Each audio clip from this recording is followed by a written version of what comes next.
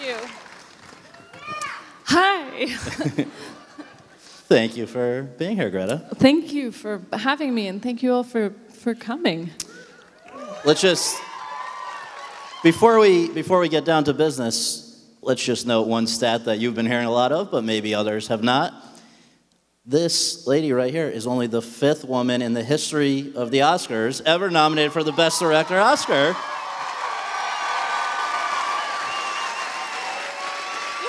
And hopefully many more to come, but congratulations. So, thank you. I guess the place to begin, I suppose, is how long has this been a story that you've wanted to tell? And then when you set about writing it, did you always know you wanted to direct it?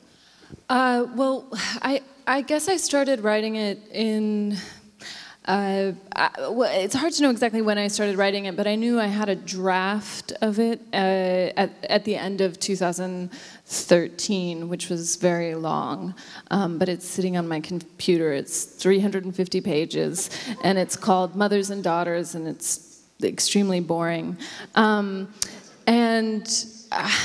mean, I tend to write into hunches. I don't know what the thing is going to be until it's actually completed. I think part of that mystery keeps me interested in what it is, and I knew I wanted to make something about Sacramento, and I knew I wanted to make something about a mother and a daughter, and that was sort of all I knew. And then when I had a draft that was a reasonable length, like 120 pages. I've always wanted to direct, but because I didn't go to film school, I spent a lot of time basically doing anything I could to be around film sets. I wrote, I acted, I produced, and I had this moment where it was like, I don't think you're going to learn any more by not doing it. I think now is the time you either jump or you don't. And I think when the fear of not having tried becomes greater than the fear of failure, that's when you decide to do it. That's great.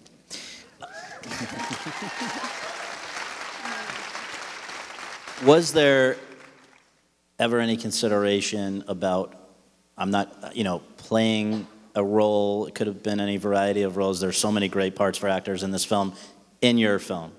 Oh no! I have no interest actually in directing myself. I'm amazed at the people who can do it. I am not the kind of actor who I think would be able to accomplish that. I would be bad at both things at once. And also, I mean, one of the greatest pleasures I have ever had is watching great actors make my words come alive, and they had just been, words on a page, and now they're people living in front of me, and just even selfishly, I wouldn't want to rob myself of that experience.